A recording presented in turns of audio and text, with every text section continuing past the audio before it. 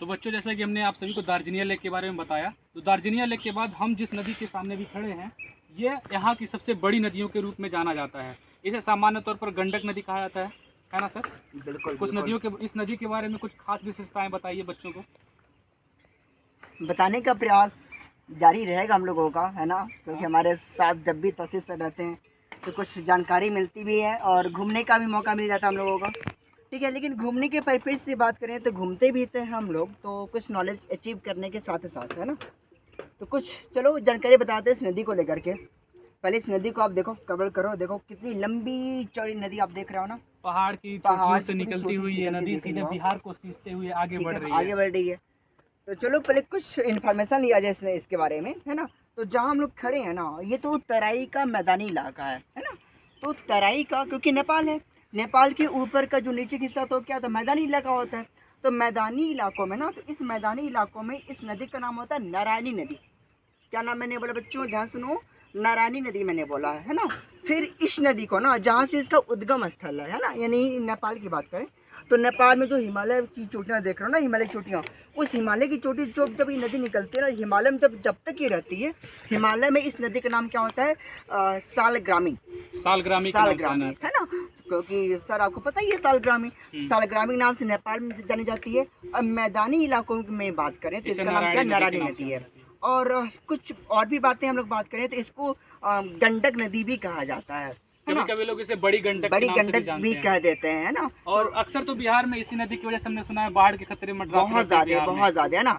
अभी तो बच्चों ये नदी का पानी देख रहे हो काफी नॉर्मल है। बिल्कुल, अब देखो ये काफी नॉर्मल है। इसका जलस्तर कई मीटर तक कभी बहुत ऊपर ऊंचा होता है, क्योंकि अभी ये बरसात, अभी हम लोग जहाँ पे खड़े हैं पूरा इलाका डूब जाता है। ये बहुत डेंजरस नदी होती है।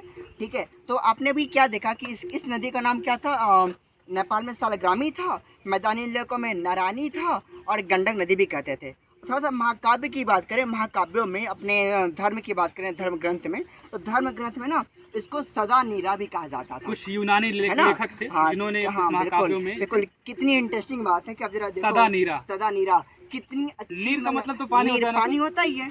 सदा नीरा है ना, हमेशा पानी मतलब देने वाली है ना।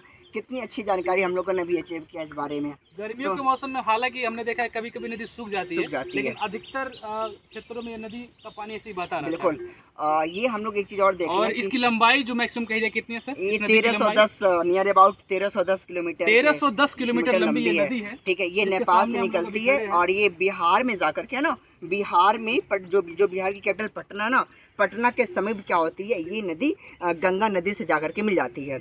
तो ये मालूम है ये किस जिले से होकर बहती है, आपको बता दें तो ये नेपाल से जैसे ही ना भारत में एंटर करती है तो महाराजगंज, फिर कुशीनगर जिले में ये फिर ये मतलब चलती है और ये बिहार में जैसे पहुंचती है तो सारण जिला, फिर चंपारण जिला, फिर पटना जिला, और पटना जिला में से कुछ समय दूरी पे ही चंपारण जिले से हमको याद है, चंपारण वही है जहाँ आंदोलन हुआ था। बिल्कुल सर, बिल्कुल, है ना। आप जब पढ़ा रहे थे तुमने काफी ध्यान से सुना था इसको, चंपारण आंदोलन। उसी चंपारण और सारण जिले से होते हुए पटना के निकट जाकर के गंगा नदी में मिल जाती है ना। तो नदी के बारे में लहरें कितनी भयंकर आप देखिए, है ना। अभी तो ये हम लोग बात करते थे बरसात की, ये पहली बारिश है। अभी आपको बता देना क्लास बच्चों कि आपको बताएं कि जब बारिश बहुत तेज होती है ना, तो यहाँ पे आप मोटे पेड़ देख सकते हो। आप बहुत लंबी मोटे पूरी मतलब तैर करके आती हैं और बड़ी भयंकर तबाही मचाती रहती है बिहार में।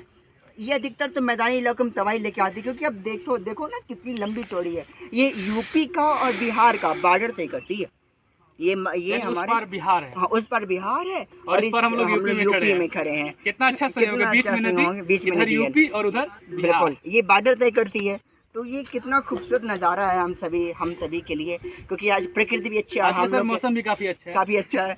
और एक चीज हमने नोटिस किया है कि जब हम इधर आते हैं यहाँ पे घूमने, इधर हमेशा बादल छाए रहते हैं। इसका कोई रीजन बताइए सर, ऐसा क्यों होता है कि हम जब भी घर से निकलते हैं तो बादल वहाँ पे नहीं होते हैं, लेकिन जैसे यहाँ पे आते हैं बादल दिखने लगते हैं? रीजन ये होता है कि जैसे हम लोग उस टाइम निकलते हैं, क्योंकि ये संयोग इस तरह बन जाता है, क्योंकि एक तरफ हमारे वहाँ क्या बगल में क्या जंगल है और इधर बहुत बड़ी नदी है।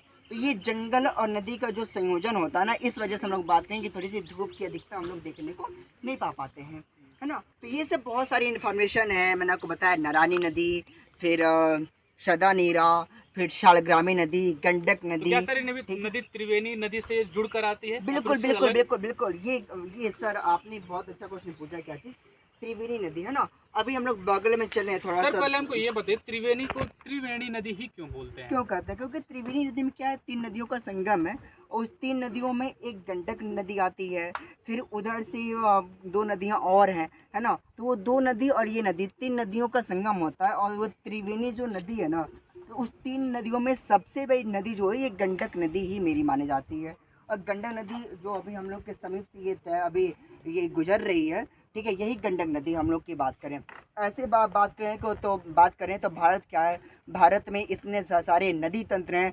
गंगा नदी तंत्र है, ब्रह्मपुत्र नदी तंत्र है, सिंधु नदी तंत्र है, फिर दक्षिण प्रायद्वीप की जो ढेर सारी नदियां हैं ना, ये मतलब ये बात करें, भारत में नदियों का जाल बहुत भयंकर है ना, बहुत ज़्यादा है, बहुत ज़्यादा जाल बिछा हुआ है। और इस टाइम तो नदियों में बाढ़ की संभावना बहुत अधिकतम बनी जाती है।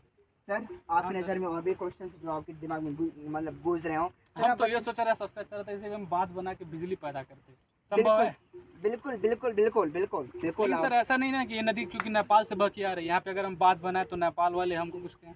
बिल्कुल बिल्कुल नेपाल कर की सकते हैं, सरकार, क्योंकि ऐसा नेपाल में बाढ़ आने की खतरा बढ़ जाएगी। बिल्कुल बिल्कुल, क्योंकि जब डैम बनाएंगे तो डैम बनाने का मतलब क्या होता है कि पानी को आप रोक रहे हैं। जब पानी को रोक रहे हैं तो पानी जब इकट्ठा होगा तो आपके लिए क्या है, क्योंकि ये अंतर्देशीय नदी हो जाती है ना, क्योंकि एक देश से बाकी दूसरे देश में आ रही है, तो उस देश पे क्या है आपके लिए परेशानी का सबक हो सकता है। आपको पता होना चाहिए, क्या पता होना चाहिए, क्योंकि जो सिंधु नदी है ना, सिंधु नदी, ब्यास नदी, सतलज नदी, चेनाब नदी, इन सब नदियों को लेकर के जो पाकिस्तान और भारत के बीच में क्या चीज़ है, ठीक है, जो हस्ताक्षर हुआ है, जो वहाँ पे ठीक है बातें हुई है, इन सब को लेकर के हुआ कि आप मतलब किस नदी पर डैम बना सकते हो, किस नदी के पानी को आप कितना % यूज कर सकते हो, ये सभी की सभी बातें, बहुत सारे क्वेश्चंस हैं जो दिमाग में पनपते रहते हैं।